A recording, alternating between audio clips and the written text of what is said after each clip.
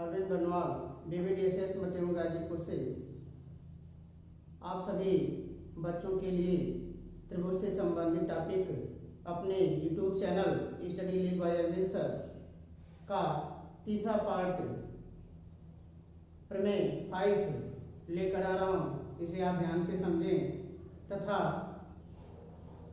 इसे लाइक और सब्सक्राइब व शेयर करना न भूलें।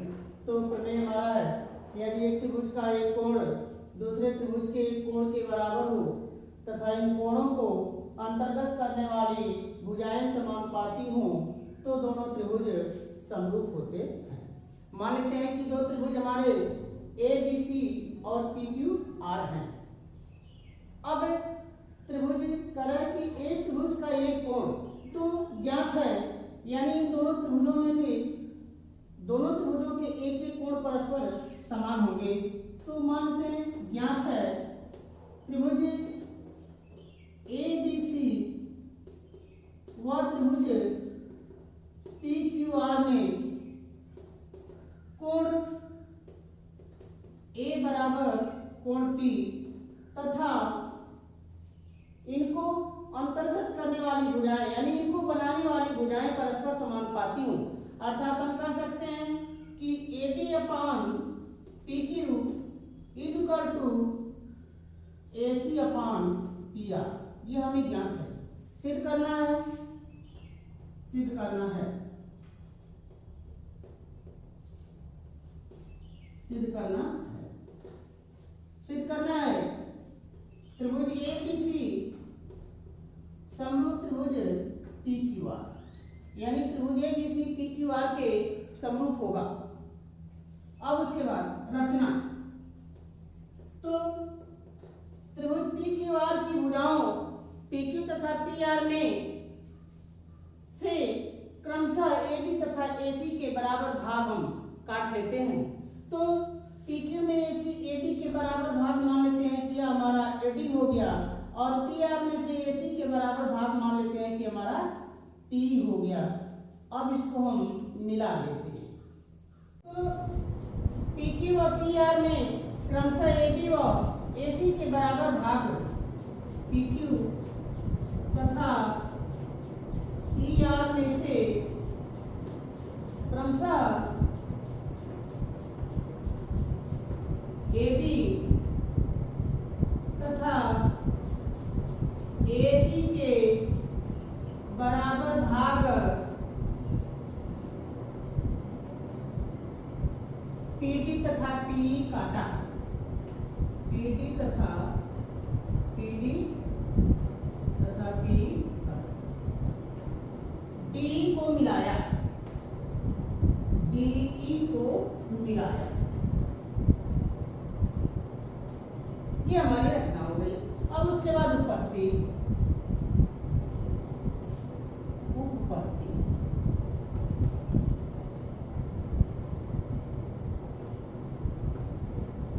तो उत्पत्ति के लिए, क्योंकि जैसा कि हम जानते हैं त्रिभुज ABC व त्रिभुज PDE के बारे में अगर चर्चा किया जाए तो त्रिभुज ABC तथा त्रिभुज PDE में कोण A का मान कोण P के बराबर है, यह हमें ज्ञात है, यह हमें ज्ञात है।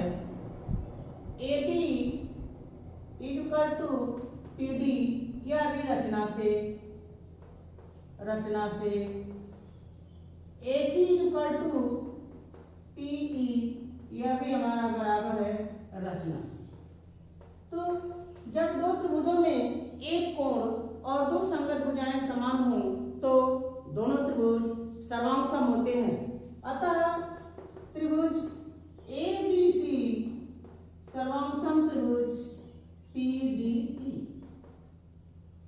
जब सर्वांगसम हो गए अतः कोण ABC बराबर कोण PDE तथा कोण ACB बराबर कोण PED, PED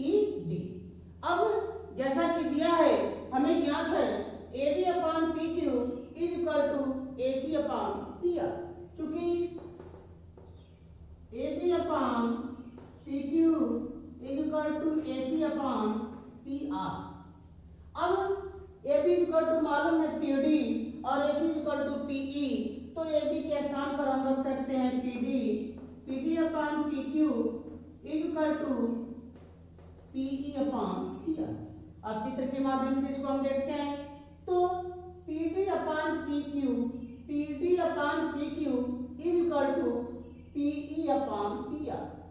तो जब एक ही त्रिभुज में भुजाएं अगर समानुपाती होती हैं तो तीसरी भुजा के समांतर रेखा खींची जाती है, अर्थात हम कह सकते हैं कि यह डी ई जो है क्यू आर के समांतर होगी। अतः डी ई समांतर क्यू आर, और जब डी ई और क्यू आर परस्पर समांतर होंगी तो यह जो कोण है टी डी ई वह इसके बराबर होगा, और यह जो कोण है टी ई डी वह इस कोण आर के बराबर होगा। अतः कोण पी डी ई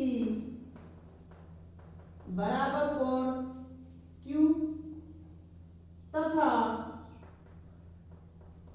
कोण पीईडी बराबर कोण आर, यानी पीडीई का मान इस कोण का मान इस क्यू के बराबर हो जाएगा और इस कोण का मान इस कोण आर के बराबर हो जाएगा। जैसा कि हम जानते हैं कि यह कोण डी इस डी के बराबर है और यह कोण सी इस कोण ई के बराबर है, तो यह कोण आपस में ये दोनों बराबर होंगे और ये भी दोनों आपस में बराबर होंगे। तो तुलना करने पर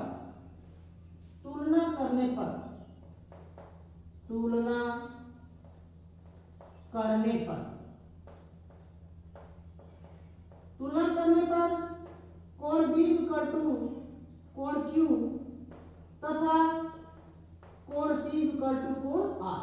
तो जैसा कि हम जानते हैं कोण ए का मान कोण पी के बराबर पहले से है, कोण बी का मान कोण क्यू के बराबर हो गया, कोण सी का मान कोण आर के बराबर हो गया, अर्थात तीनों कोण परस्पर समान हो गए, अर्थात हम कह सकते हैं कि दोनों त्रिभुज समरूप होंगे। अतः इससे यह सिद्ध होता है कि त्रिभुज एबीसी समरूप त्रिभुज पी क्यू आर, और यही हमें सिद्ध करना है। अब हमारा प्रश्न कि दिए गए चित्र में यदि एलएम समांतर सीडी और एलएम समांतर सीडी हो तो सिद्ध कीजिए कि AM upon AB is equal to AN upon AD. तो इसे हम हल करते हैं। उत्पत्ति चाहे हल ज्ञात है तो हल में लिखेंगे ज्ञात है,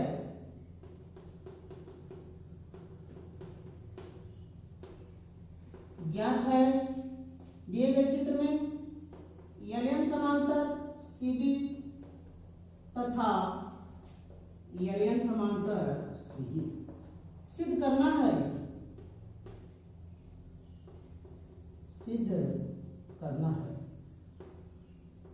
तो सिद्ध करना है AM upon AB is equal to AN upon AD. अब उत्पत्ति यानी प्रूफ जो हम देंगे, तो उत्पत्ति हम देखते हैं इसमें त्रिभुज ए बी सी में बीसी की समांतर यह हमारी एलएम रेखा है, यानी थेल्स प्रमेय के अनुसार जैसा कि हम पढ़ चुके हैं प्रमेय नंबर 1 में कि किसी भी त्रिभुज में एक भुजा की समांतर खींची गई रेखा शेष दो भुजाओं को समान अनुपात में विभाजित करती है।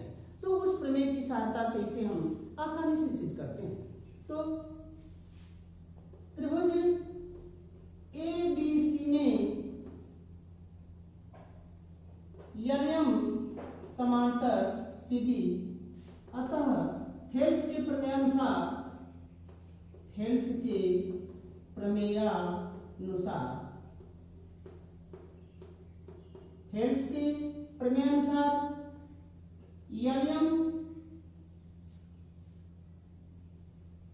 एलएम जो सीडी के समांतर है, तो हम कह सकते हैं थेल्स के प्रमेयानुसार कि AM upon AB is equal to AL upon AC, AM upon AB equal to AL upon AC।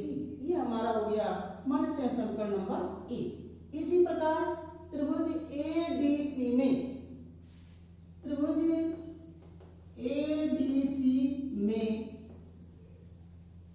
यदि n समांतर CD, अतः AN upon AD equal to AL upon AC। यह मान लेते हैं समीकरण नंबर 2। अब समीकरण 1 व 2 की जब हम तुलना करते हैं तो दोनों के राइट हैंड साइड में मान हमारा है AL अपॉन AC और AL अपॉन AC। जब राइट हैंड साइड की मान समान है तो दोनों समीकरणों की तुलना करने पर इनके लेफ्ट हैंड साइड भी परस्पर समान होंगे। तो समीकरण 1 व 2 की तुलना करने पर समीकरण 1 व 2 की तुलना करने पर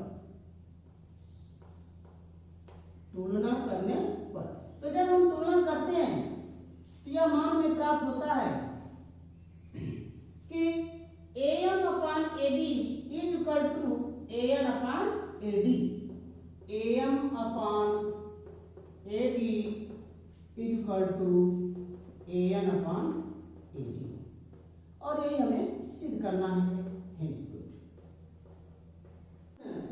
कि दी गई आकृति में DE समांतर AC तथा DF समांतर AE है तो सिद्ध कीजिए BF upon FE equal to BE upon EC। तो ज्ञात है DE समांतर AC तथा BF समांतर AE सिद्ध करना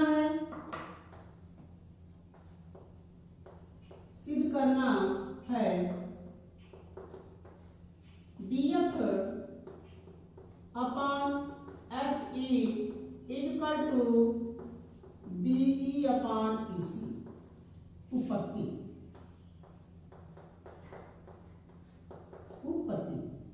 जैसा कि हम जानते हैं थेल्स के प्रमेय अनुसार कि किसी भी दिए गए त्रिभुज में एक भुजा के समांतर खींची गई रेखा शेष दो भुजाओं को समान अनुपात में विभाजित करती है। अतः त्रिभुज ABC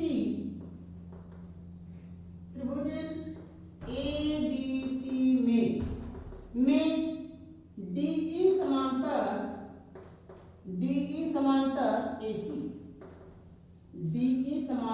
AC, तो जब DAC की समांतर है तो थेल्स का प्रमेय लागू करने पर यानी थेल्स के प्रमेय अनुसार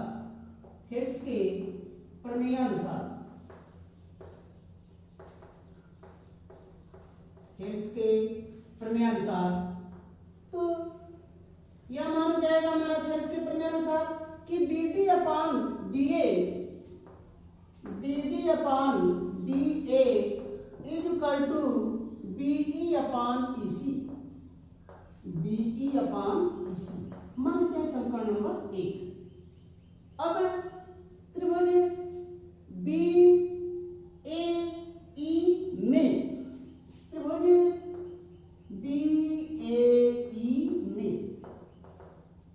जैसा कि चित्र के अनुसार हम देखते हैं कि त्रिभुज BAE में DF समांतर AE, तो जब DF जो AE के समांतर है अतः हम कह सकते हैं कि BD upon DA equal to BF upon FE में BF समांतर AE। अतः थेल्स के प्रमेय अनुसार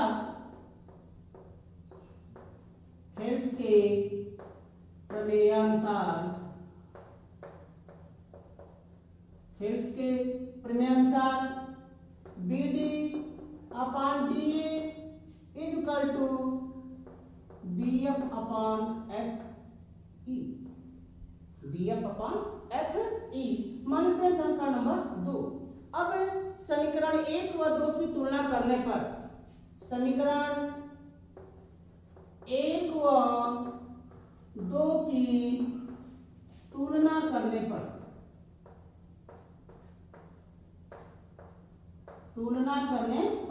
तो जब हम समीकरण 1 व 2 की तुलना करते हैं तो हम देखते हैं कि BD अपान DA लेफ्ट हैंड साइड में समीकरण 1 में है और समीकरण 2 में भी लेफ्ट हैंड साइड में है BD अपान DA, अर्थात दोनों समीकरणों के लेफ्ट हैंड साइड के मान समान हैं। तो जब लेफ्ट हैंड साइड के मान समान हैं तो राइट हैंड साइड के भी मान परस्पर समान होंगे। अतः हम कह सकते हैं कि BE upon EC is equal to BF upon FE, और यही मान हमें सिद्ध करना है कि BF upon FE is equal to B upon EC। Hence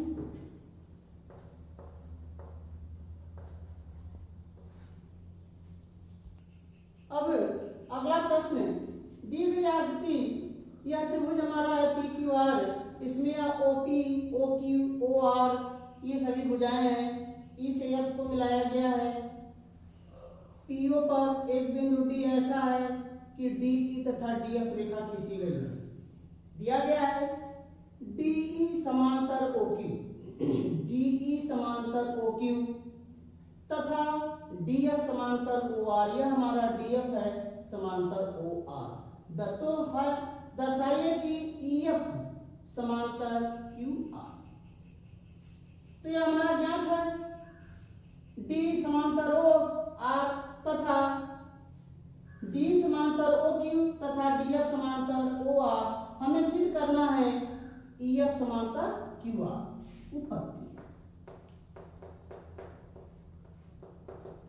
उपपत्ति तो त्रिभुज POQ में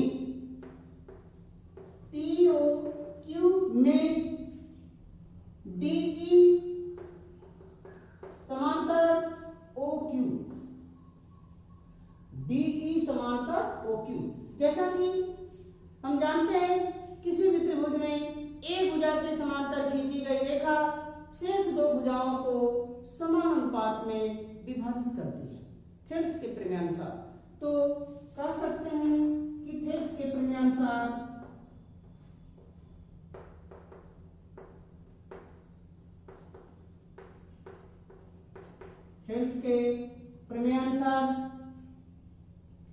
PE upon PQ, PE upon PQ is equal to PD upon PO, यह मान लेते हैं समीकरण नंबर 1। अब त्रिभुज POR में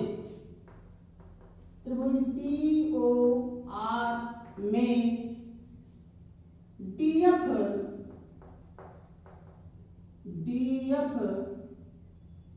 समांतर OR, DF जो है OR के समांतर है, अतः थेल्स के प्रमेय अनुसार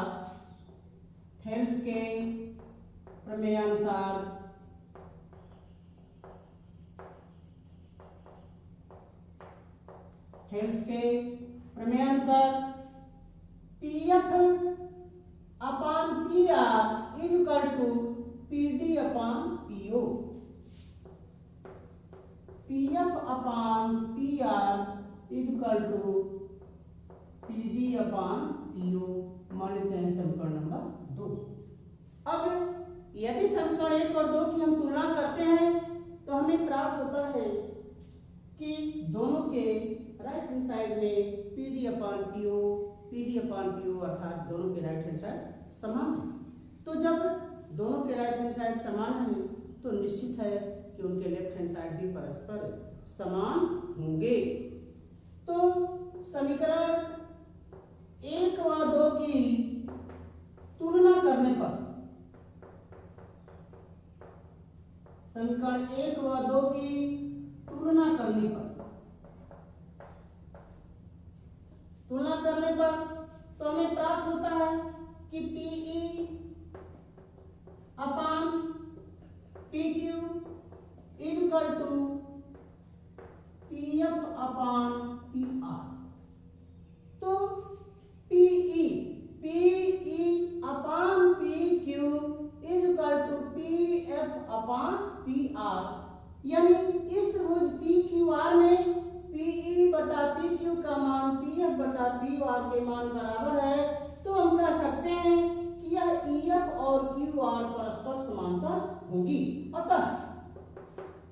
EF समांतर QR और यही हमें सिद्ध करना है।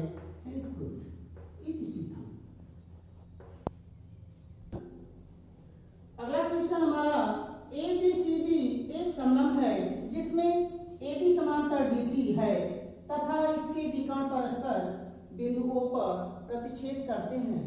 दर्शाइए कि AO upon BO equal to CO upon DO।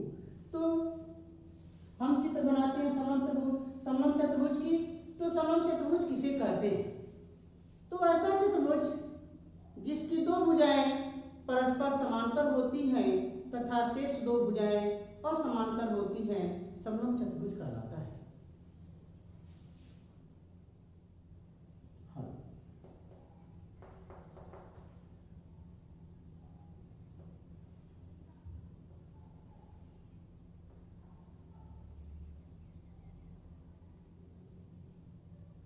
यह हमारा एक समलंब चतुर्भुज है जिसमें नामकरण से हमारा है ABCD, परंतु कह रहा है कि AB तथा DC समांतर है।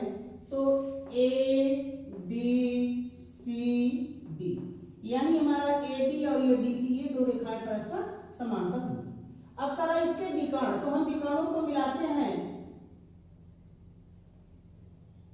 ये हो गया हमारा विकर्ण AC और यह हो जाएगा हमारा विकर्ण DD। प्रश्न के अनुसार कह रहा है कि इसके विकर्ण परस्पर बिंदु O पर प्रतिच्छेद करते हैं। यह हमारा बिंदु हो गया O। सिद्ध करना है AO upon BO equal to CO upon DO।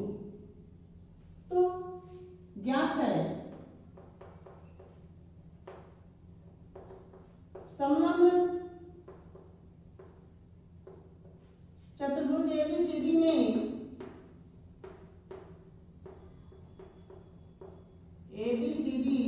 में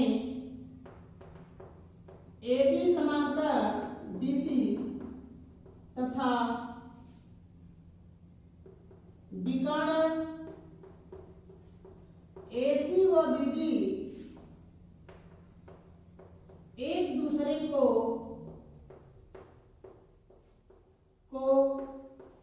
बिंदु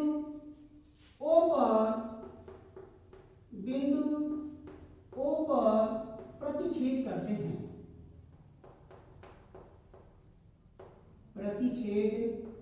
हैं। सिद्ध करना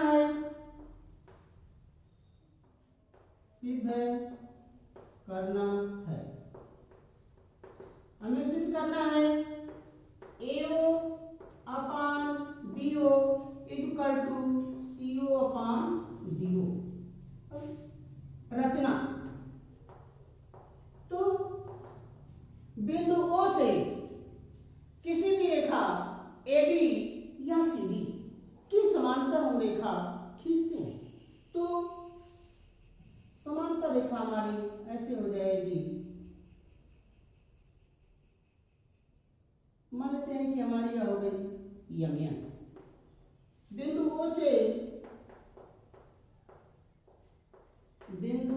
O से AB समांतर यमयन खींचा।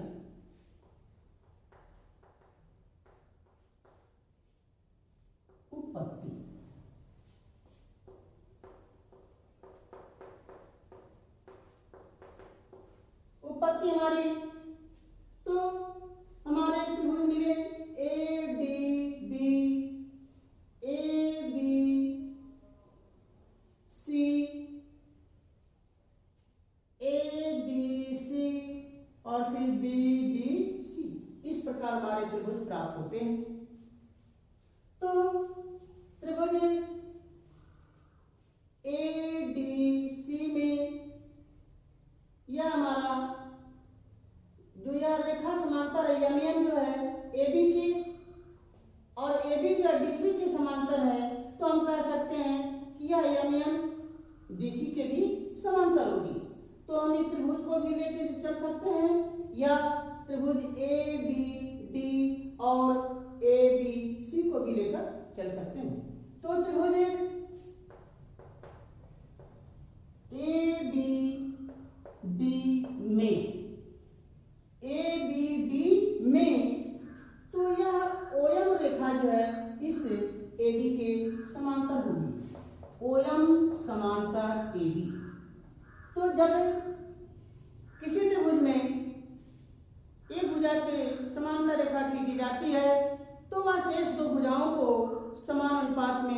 विभाजित करती है। तो थेल्स के प्रमेय अनुसार, अतः थेल्स के प्रमेयानुसार, थेल्स के प्रमेयानुसार हम कह सकते हैं AM upon MD, AM upon MD equal to, यह मान हमारा DO upon OD, DO upon OD, यह मानते हैं समीकरण नंबर 1। अब इस त्रिभुज में हम लेते हैं त्रिभुज ADC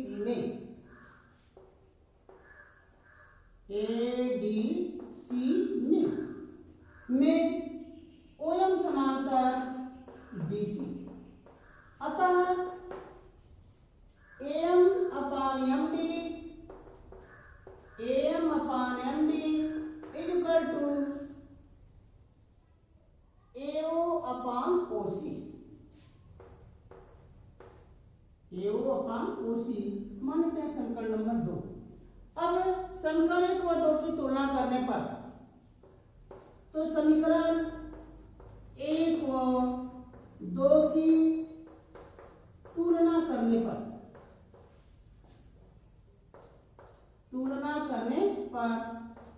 यह हो जाएगा हमारा, दोनों का लेफ्ट हैंड साइड जब समान है तो राइट हैंड साइड भी परस्पर समान होंगे, यानी हम कह सकते हैं AO upon OC equal to BO upon OD।